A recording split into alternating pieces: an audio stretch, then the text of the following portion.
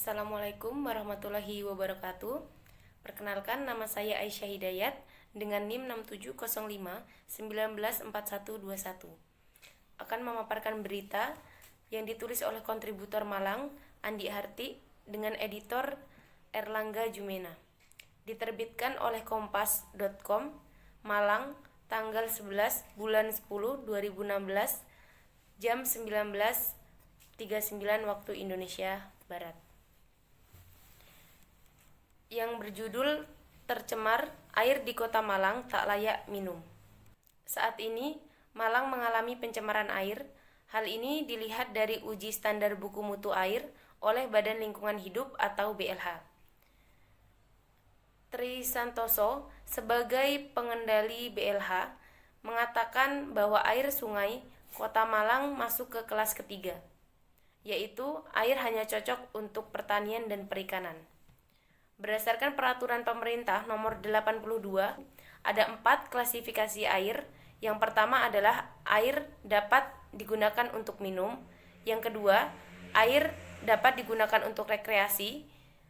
Yang ketiga dan keempat, air hanya dapat digunakan untuk perikanan dan pertanian saja.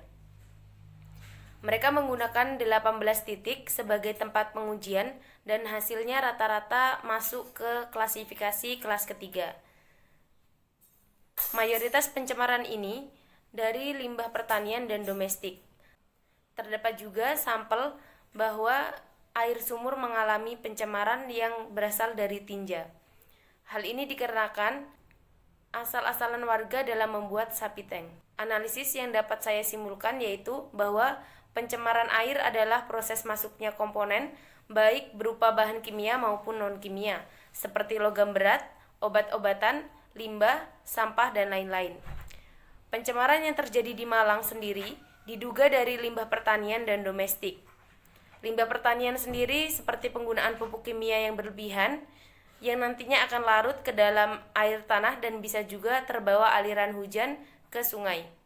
Sedangkan limbah domestik atau limbah rumah tangga ini berasal dari air cucian, air kamar mandi, dan tinja. Hal ini yang menyebabkan terjadinya pencemaran air. Nah, cara mengatasi pencemaran air ini memanglah penting demi kelangsungan hidup manusia. Walaupun sebenarnya air dapat mengalami rehabilitas secara alami, tetapi kemampuan ini terbatas, sehingga perlu adanya campur tangan manusia. Hal ini dapat kita lakukan dengan beberapa cara.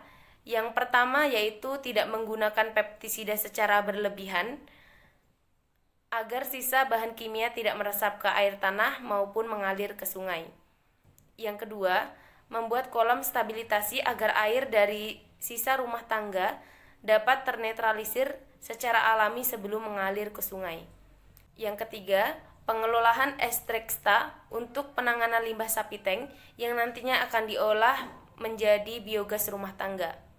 Jadi, permasalahan hidup di sekitar kita adalah tanggung jawab kita sendiri, karena secara kita tidak sadari, hal tersebut terjadi akibat ulah manusia, sehingga manusia jugalah yang dituntut untuk mencari alternatif dan pencegahannya. Sekian yang dapat saya sampaikan. Apabila ada kata-kata yang kurang berkenan, saya mohon maaf. Wassalamualaikum warahmatullahi wabarakatuh.